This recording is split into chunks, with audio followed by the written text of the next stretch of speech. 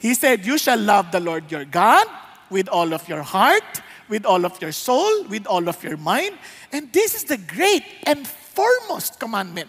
So, parang hindi pwedeng may kapalit si Jesus. When you say love, talagang todo ka dapat kay Lord, sabi niya.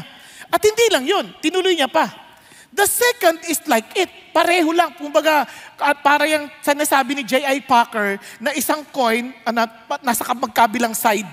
No? Ito sabi niya, you shall love your neighbor as yourself.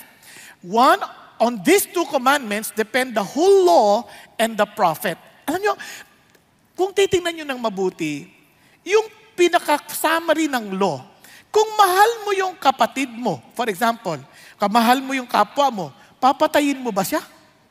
Kaya, thou shall not commit murder. Tama? Nanakawan mo ba siya?